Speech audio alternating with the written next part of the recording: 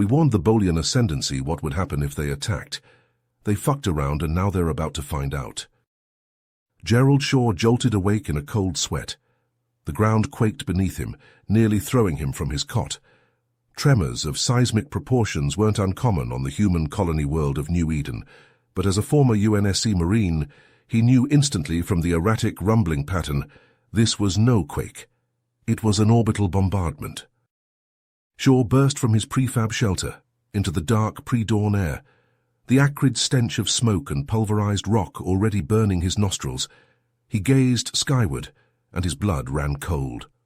Bolian warships, dozens of them, hung in low orbit. Plasma blasts and kinetic slugs rained down, streaking through the sky like lethal shooting stars, before slamming into the planet's surface with catastrophic force. All around him, the colony erupted into chaos. Buildings exploded, consumed by ravenous fireballs. Perimeter walls crumbled to dust under the onslaught. Colonists ran in every direction, screaming, burning, dying. Shaw stood rooted in place, his mind reeling, as the magnitude of the Bolians' sudden and ruthless attack sank in. Finally, training kicked in, and he sprinted for the colony's command center, barely avoiding vaporization as a plasma blast cratered the earth behind him. He stumbled over rubble and bodies, the smoldering ruins of the command post coming into view. Its roof had collapsed, sandcrete walls blasted to fragments. Shaw dropped to his knees beside the mangled corpse of his friend Administrator Jacobson. The colony leader's dead fingers still gripped a blood-stained datapad. Shaw pried it loose with shaking hands and wiped char from the screen. The message displayed stole his breath. New Eden Colony. You are hereby ordered to immediately surrender to the Bolian Ascendancy. Bolaris has been granted dominion over your world in the terms of our peace treaty. Do not resist. Repeat, do not resist. Shaw's body went numb, the datapad tumbling from his hands. Rage ignited in his gut, burning through the shock, the pain, the sorrow. Rage at the Bolians for slaughtering civilians from orbit. Rage at the UNSC for bargaining away the colony he broke his body to build. Rage at the peace treaty that was supposed to prevent exactly this. The keening of Bolian dropship engines snapped Shaw back to the moment.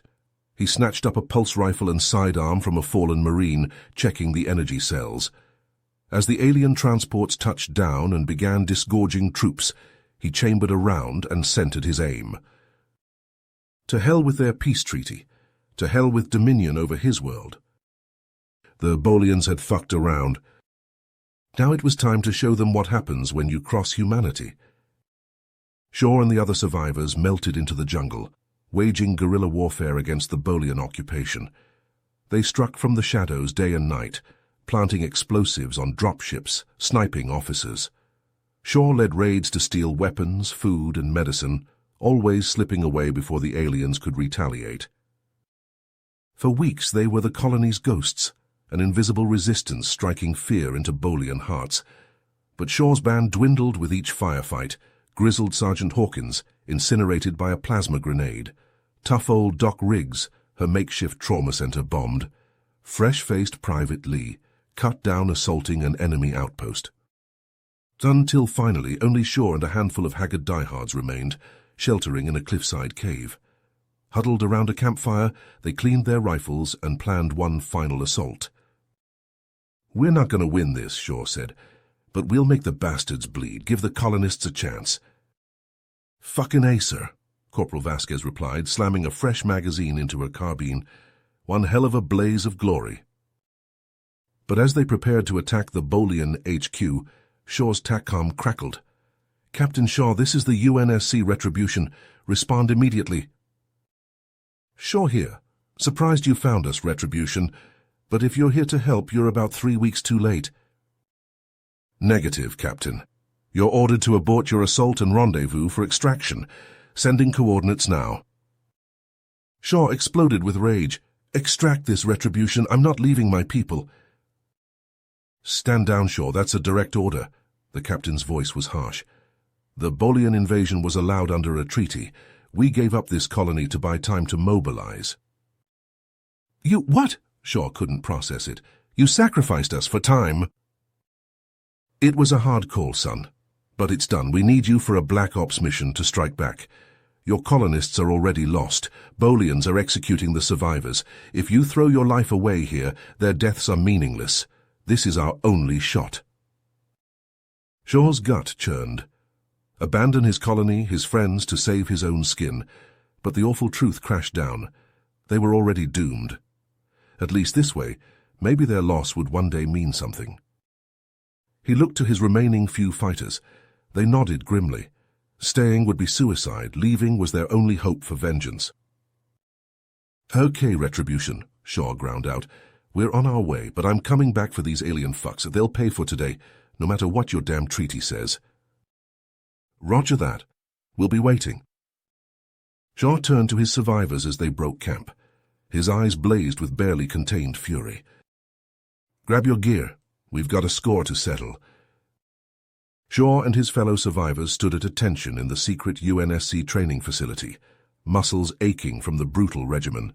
Weeks of intensive drills and live-fire exercises had molded them into a cohesive unit of lethal precision. Their scars from New Eden faded as new calluses formed, their minds and bodies forged for the task ahead.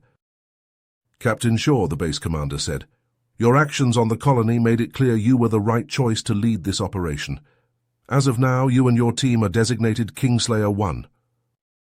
Shaw nodded curtly. The weight of command settled on his shoulders, but vengeance burned in his gut, tempering any doubt. What's our mission, sir? Straight to the point, I like that. The commander brought up a hollow of a regal-looking Bolian draped in ornate robes. This is your target. Emperor Indus the Great, the supreme ruler of the Bolian ascendancy. We have reliable intel that he'll be touring their flagship, the Ascendant, near the edge of UNSC space. He wants to flaunt their military might and cow us into submission. Ye cocky bastard, Vasquez muttered. When do we take him out? The Ascendant will be holding position in the Oort cloud of the Hyperion system in 36 hours. You'll infiltrate aboard a stealth corvette we've acquired from Oni. Officially, it doesn't exist, and neither do you. Shaw's eyes narrowed. What's our infill plan once we reach the target? The Oort cloud is filled with icy debris. You'll be using EVA thruster packs disguised as chunks of rock and ice. The Bolians won't look twice as you drift toward their hull. Cutting torches will get you inside, and silenced weapons will keep you undetected. The commander met Shaw's steely gaze. This is a high-risk, high-value mission. If you fail, there won't be any backup or extraction. We'll disavow all knowledge of your existence, but if you succeed, you'll light the spark that burns the ascendancy to ashes. Humanity's survival depends on it. Shaw slammed a mag into his rifle. Consider it done, sir. The Hyperion Oort cloud was a glittering expanse of primordial ice and rock, the perfect veil for Kingslayer 1's approach. Shaw's EVA pack made minute course corrections, nudging him closer to the looming bulk of the Ascendant. Pinpricks of light glinted along the flagship's hull, viewports and running lights that cast eerie shadows across armored plates and bristling weapon emplacements. Stick tight to the debris, Shaw whispered over comms. Nice and easy. Thruster packs flared and died as the team drifted alongside tumbling asteroids, masking their profiles. The flagship's hull filled their visors, a metal cliff rushing up to meet them. At 50 meters out, Shaw blinked a command to his heads-up display. A targeting reticle appeared, zeroing in on a maintenance airlock. There's our entrance. Vasquez, Riggs, you're up. Pop it quiet. The two Spec Ops veterans finessed their thrusters, matching velocity with the ship. Mag boots clanked to the hull, and they knelt by the airlock control panel, prying it open to expose a spaghetti nest of wiring. Riggs slotted an auto-hacking tool into the access port, and its status light winked green as it injected code into the ship's systems. The airlock hissed open, a rectangle of light spilling into the void. Kingslayer 1 clomped inside, sealing the hatch behind them.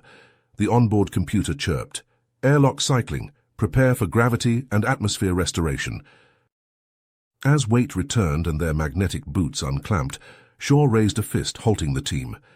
He set his helmet's audio sensors to max gain, listening for any hint they'd been detected. Seconds ticked by in tense silence, but no alarms blared. No stampede of boots rushed to meet them. "We're in," Shaw radioed, sub-vocalizing through his throat mic. "Switch to suppressors and blades. Slow is smooth, smooth is fast. Move out." They slunk through the bowels of the ship, a heavily armed ghost in the machine. Bolian crew and security forces walked the corridors, oblivious to the intruders hidden among the pipes and conduits overhead. When a guard or technician separated from the herd, Kingslayer 1 struck. A gloved hand over a mouth, muffling the target's startled cry. The whisper hiss of a gas-powered bolt gun, the wet crunch of a crushed trachea. In seconds, the body was dragged into a maintenance tunnel or storage locker, hidden from sight as the human commandos moved on.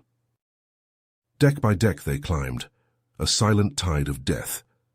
Confusion and fear began to ripple through the Bolian crew as they discovered their vanished comrades. Patrols were stepped up, armories broken out, but Kingslayer 1 flowed around them like mercury seeping in a crack. Finally, Shaw halted his team outside the final security checkpoint. A dozen of the Emperor's elite guards stood watch, their armor more ornate than the regular ship security. Razor-sharp force glaives crackled in their hands, and photon grenades hung on their belts. Shaw turned to his troops, his expression grim. "This is it. Assume they have a QRF team waiting in the wings, so we go in fast and hard. Rig, Vasquez, flashbangs on my mark. The rest of you, pick your targets and drop them before they know what hit them." Kingslayer 1 took up positions, crouching in the shadows. At Shaw's signal, flashbang grenades arced through the air and burst with searing light and thunderous sound. The guards staggered, their helmet visors shattering, audio sensors overloading.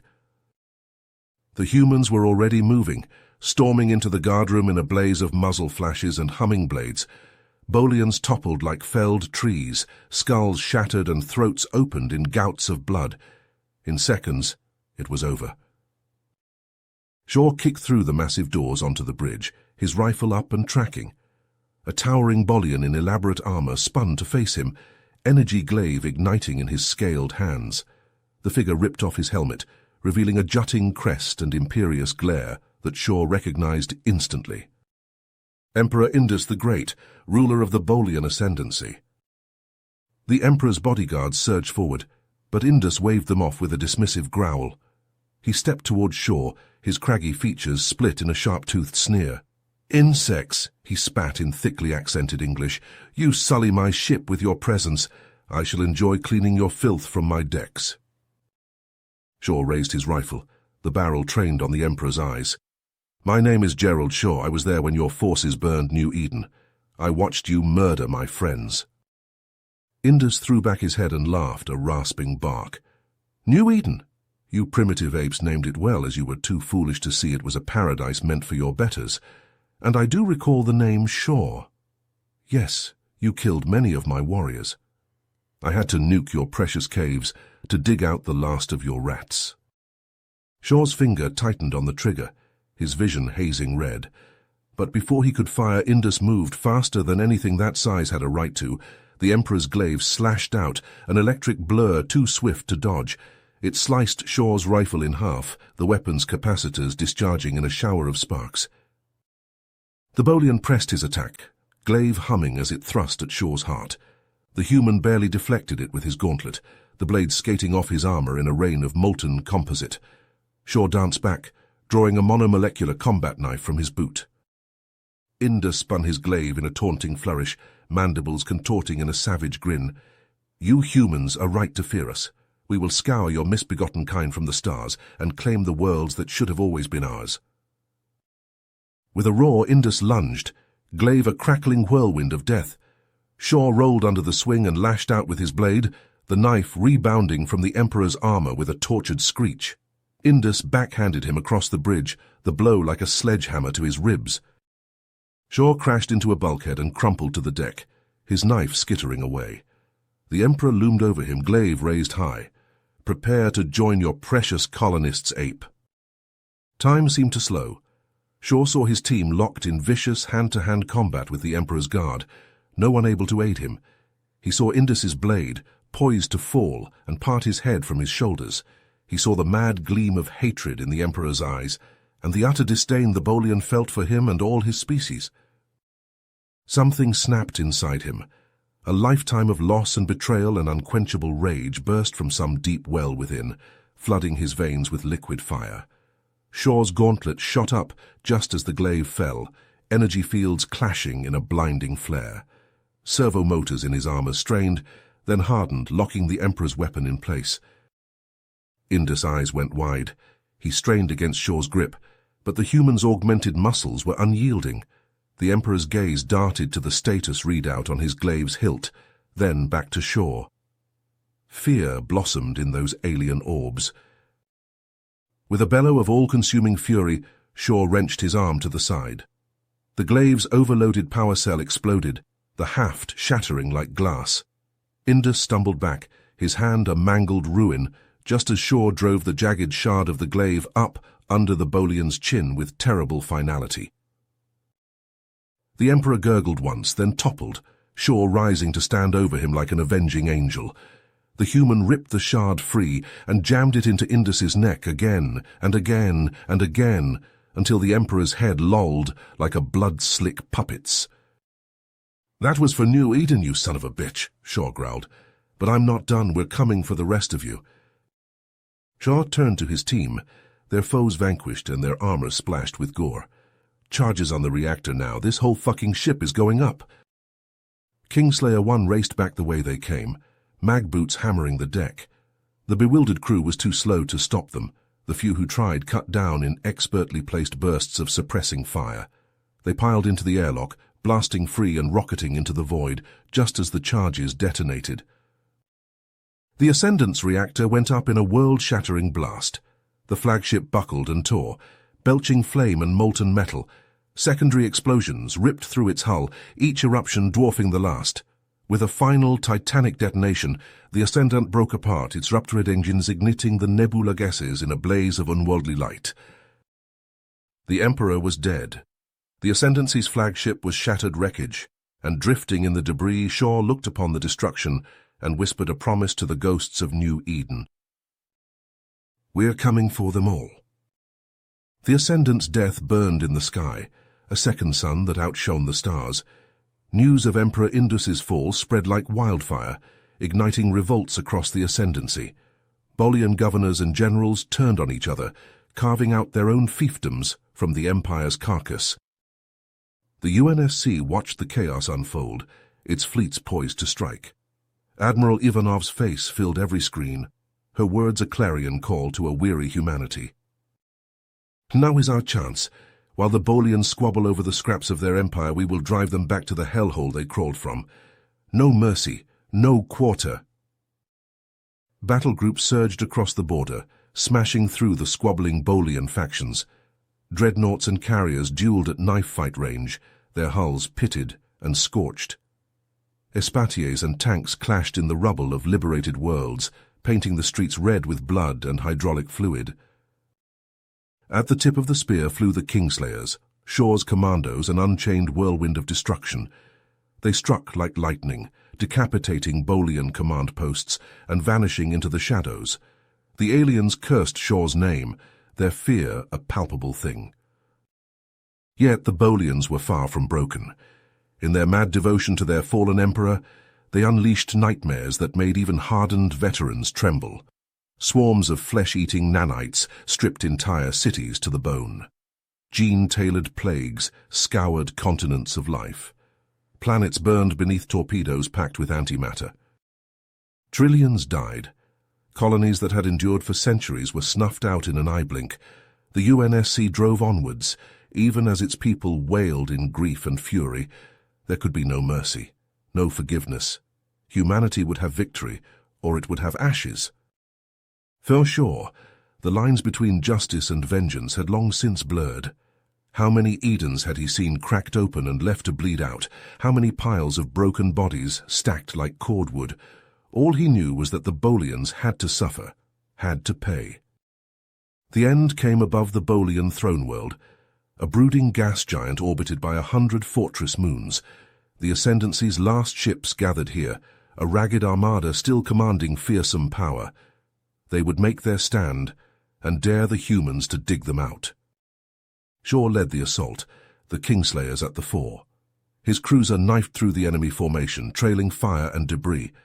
Bolian guns savaged its hull, atmosphere bleeding from a dozen rents. Escape pods streamed from the flanks, snatched up by the hungry guns. "Forward!" Shaw roared over the klaxons. "We end this here!" A flurry of torpedoes caught the Bolian flagship's stern, sending gouts of plasma venting into space. Shaw's cruiser plunged into the gap, grinding against the ragged edges. Boarding pods speared from its flanks, harpoons sinking deep. The pods burst open, Kingslayers fanning out with rifles chattering. Bulkheads dented and ruptured under satchel charges and buzzing fusion cutters. Bolian defenders swarmed to meet them, weapons glowing red with heat. Shaw lost himself in the din of battle, his orged muscles burning as he hacked and shot and tore. His armor's biomonitors shrilled with each rent punched through its ceramite shell. Each breath tasted of blood and ozone. One by one his brothers and sisters fell, Perez bisected by a plasma bolt. Sorensen crushed beneath a Bolian warbot. Ivanov, dragging herself forward on shattered limbs, a primed grenade clutched to her chest. Each death drove Shaw deeper into the flagship, an avenging revenant that could not be stopped. He lurched onto the bridge, his armor more breaches than plating. The Bolian regent rose to meet him, a titan resplendent in crimson warplate. The monster's skull helm leered, eyes glowing like embers. "You are too late, ape," the regent hissed. "The final purge has already begun. Look upon your doom and despair." The viewscreens flickered, resolving into a world wreathed in sickly emerald fire. It took Shaw a moment to recognize blue oceans turned ruddy orange, verdant continents scorched to ash and glass. Numbly, he realized he was staring at the ravaged corpse of Earth. "No." The word trembled on his cracked lips. Strength fled his body, his legs threatening to buckle. The regent laughed, a vicious, hollow sound. "Your precious homeworld burns. Its people are naught but dust on the solar wind. You have failed, human. Failed utterly." Despair clenched Shaw's heart, sapping his will to fight on. He had given everything to this war, his home, his family, his very humanity, and still it hadn't been enough. Still, the Bolians had won. "Now die," the regent snarled, "knowing your species died with you." The Bolian's glaive swept down, its killing edge poised to sever Shaw's head from his shoulders. Time seemed to slow, seconds stretching to eternity. Shaw saw the faces of the fallen, staring back at him across the veil.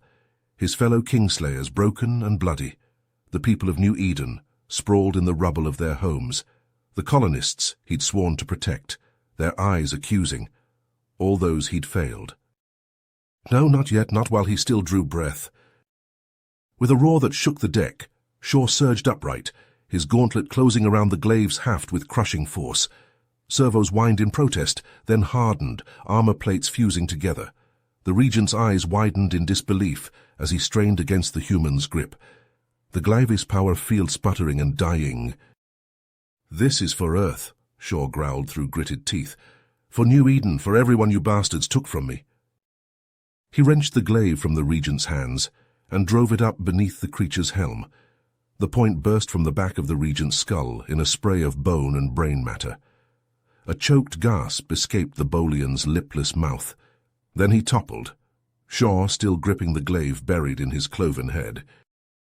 Alarms shrieked as the flagship's engines stuttered and died, the loss of its commander sending it into terminal shutdown. The behemoth drifted, escape pods fleeing its doomed bulk. Beyond the viewports, the remnants of the Bolian fleet broke and ran, their will to fight extinguished. Shaw slumped against the bulkhead, his armor's shredded life support system struggling to keep him conscious. He had done it. The Bolians were broken, their regent dead at his feet. Yet the victory rang hollow. Earth was gone, humanity's cradle reduced to a sepulchre. Vengeance was his, but the price had been too high. Darkness crept in at the edges of his vision as he felt the flagship shudder and break apart. He thought of New Eden's twin suns, imagining their warmth on his face, of his family, dead these many years, of his comrades, sacrificed to the cause. All gone now, all dust. Perhaps it was time he joined them. As the flagship burned and disintegrated around him, Shaw closed his eyes and let the void take him. There was nothing left for him in this galaxy of ashes and echoes, nothing but the ghosts of those he couldn't save. His last thought before the darkness claimed him was a fleeting wisp of desperate hope, that somewhere, somehow, the scattered remnants of his species might yet find a way to rise from the ruins, to build something new from the bones of the old. It was a distant dream, fragile as a candle flame in a hurricane, but it was all he had left. The war was over. The Bolian ascendancy lay shattered, its worlds in ruin, its fleets drifting as lifeless hulks amid the stars. For Captain Gerald Shaw, there was no joy in this victory, only a bone-deep weariness and a yearning for solitude. He found it on a nameless world spinning around a fading red dwarf, far from the bustle of UNSC space. With his own hands, he built a cabin from the twisted boughs of alien trees, their bark smooth and cool to the touch. He hunted the darting, silver-furred creatures that bounded through the jade-hued underbrush, roasting their meat over crackling fires. He drank from streams that sang over mossy stones, the water pure and achingly cold. But when the night came, so too did the memories. The faces of the dead haunted his dreams, their accusations a silent scream. He saw New Eden burning, the Ascendant shattering, worlds withering under plagues and flames. He saw the twisted corpses left in his wake, human and Bolian alike. In the darkness there was no difference. He woke each morning drenched in icy sweat, the tang of phantom blood and ash on his tongue. He threw himself into the labors of his new life, hoping exhaustion would grant him dreamless sleep. But the ghosts were patient. They could wait. The roar of engines shook him from his reverie. He shaded his eyes, squinting at the azure sky, as a UNSC shuttle knifed through the wispy clouds. Its black flanks gleamed, the insignia of Fleet Command emblazoned on its stubby wings. It circled once, twice, then settled onto the meadow grass in a hiss of hydraulics. Shaw's hand drifted to the weathered grip of his pulse pistol. He'd hoped to leave the UNSC behind, but it seemed the UNSC was not done with him. The shuttle's hatch yawned open, a lone figure striding down the ramp. The crisp lines of a naval uniform, the glint of rank insignia at collar and sleeve. Shaw tensed, ready to draw, but then the figure removed their cap, and he froze. "Captain Sorensen?" he said, scarcely believing his eyes. His old comrade, her flint-grey hair shorn to regulation length, met his gaze with a weary smile. The last time he'd seen her, they'd both been half dead, clawing their way out of the Ascendant's wreckage. "It's Admiral now," she said, "and I wish this was just a social call, Shaw, but we have a problem." She told him of the raids, the smouldering colonies, the glimpses of Bolian ships slipping away into the void, of the warlord who had risen from the ashes of the Ascendancy, swearing to finish what Indus had started. "I need you to lead a strike team," Sorensen said. "Find that bastard's bolt hole and bury him in it." Shaw turned away, his jaw clenched. "I'm done with war. Find someone else." "There is no one else," Sorensen's voice was pleading. "He's taken Station Ariadne. The eggheads there were working on something called Project Helix, a bioweapon that could wipe us out." A cold fist clenched Shaw's heart. He remembered the plagues the Bolians had unleashed, the worlds left barren and lifeless. "I can't," he whispered. "Not again." Sorensen gripped his shoulder. "We don't have a choice. It has to be you. No one else can do this." Shaw closed his eyes.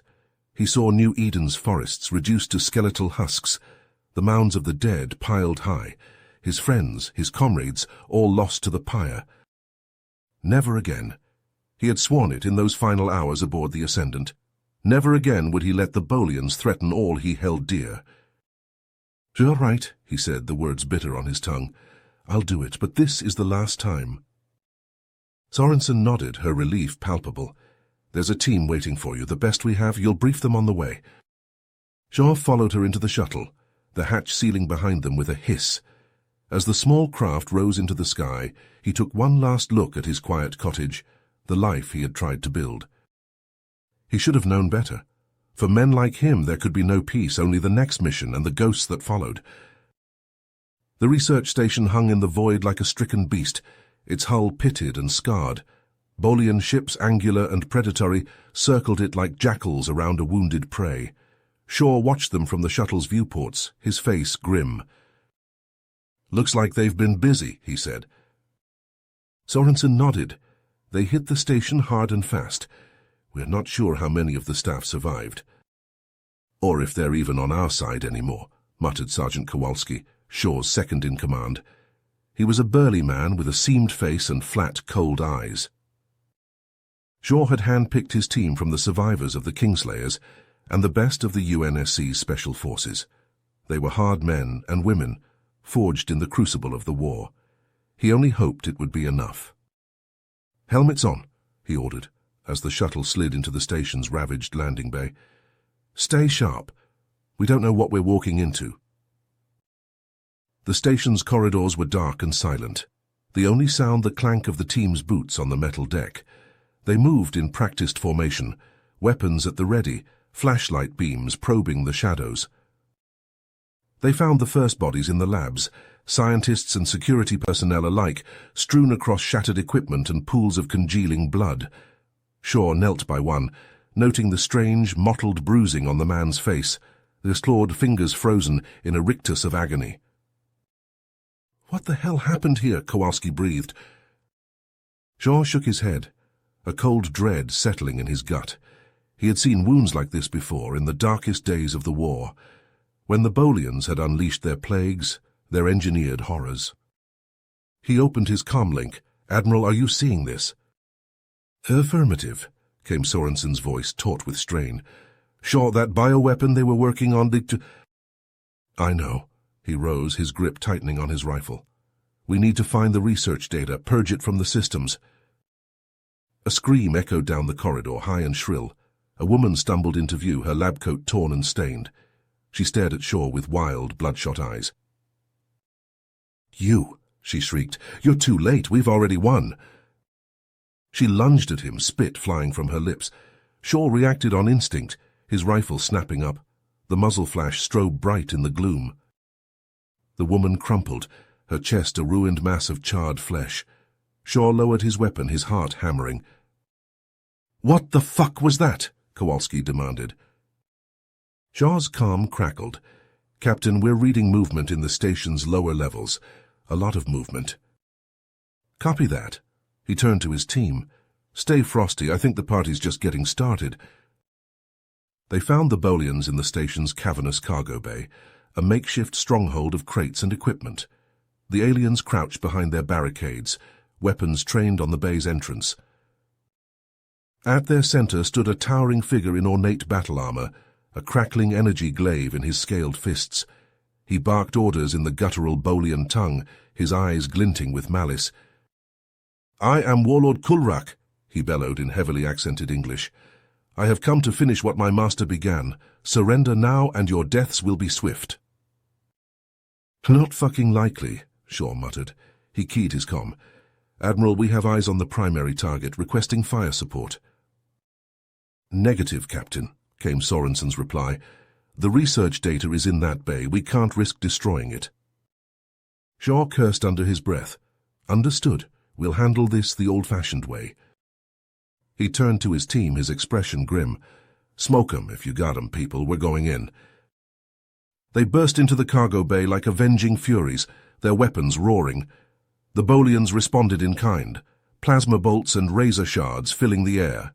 Shaw dove for cover, his rifle bucking in his hands as he put shot after shot into the alien's hide. He saw Kowalski go down, a plasma bolt burning through his chest plate. Sergeant Alvarez, her face a mask of blood, lobbing a grenade into a knot of Bolians. Private Singh screaming as he charged the barricades, a prime demolition charge in each hand. And through it all strode Warlord Kulrak, his glaive singing as it clove through armor and bone. He was a demon, an unstoppable force of destruction, and he was coming straight for Shaw. Shaw rose to meet him, his rifle forgotten, a thrumming vibroblade in his fist. They crashed together like titans, the blade screeching against the warlord's armor, the glaive sizzling as it scored Shaw's flesh. They traded blows in a whirlwind of savagery, the world falling away until there was nothing but the dance, the song of steel on steel.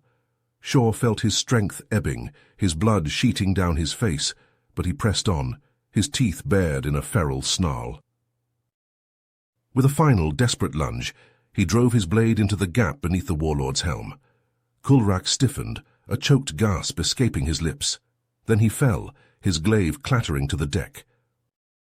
Shaw staggered back, his chest heaving. Around him the battle stuttered to a halt, the remaining Bolians throwing down their weapons in surrender. "Captain Shaw," it was Sorensen, her voice urgent over the comm. "We've found the research data, but there's something you need to see." Shaw limped to the bay's central console, his wounded leg dragging. He stared at the scrolling lines of data, his blood running cold. Project Helix, a mutagenic virus designed to rewrite the human genome, to transform them into pliant, obedient slaves. And the lead researcher. "Hello, Father." The voice was cold, mocking. A figure stepped from the shadows, a slim man in a blood-stained lab coat, his face, so like Shaw's own, twisted in a sneer. "Elias," Shaw whispered, "what have you done?" "What you made me," his son snarled. "When you destroyed the Ascendant, when you killed my mother." Shaw shook his head, numb with horror. I never meant... But now I will finish what she started." Elias held up a vial, a sickly green liquid swirling within. "A new era is dawning, Father, an era where humanity will kneel before its rightful masters." "You're insane," Shaw said hoarsely. "Elias, please, it's not too late. We can fix this." "Ho, I intend to." The voice was new, deep and resonant. A man stepped into the light, his uniform a black so dark it seemed to swallow the light. Admiral's bars glinted at his collar. "Admiral Graves." Sorensen's voice was shocked, disbelieving. "What is this?" Graves smiled, a cold, terrible thing. "This, my dear Admiral, is the future. The virus is the key. With it we will ensure humanity's survival, by any means necessary." "You're working with them," Shaw demanded. "Graves, have you lost your mind?" "On the contrary, Captain. I've never seen things so clearly." Graves nodded to Elias. "Proceed." Elias grinned, raising the vial. Shaw lunged for him, a wordless cry on his lips. The world seemed to slow, each heartbeat an eternity. His fingers closed around Elias's wrist, the vial inches from the release mechanism. Their eyes met, father and son, a lifetime of pain and loss and bitter resentment passing between them. In that frozen moment, Shaw saw the boy Elias had been, the man he could have become, if the sins of the father had not poisoned them both. "I'm sorry," he whispered, and pulled the trigger.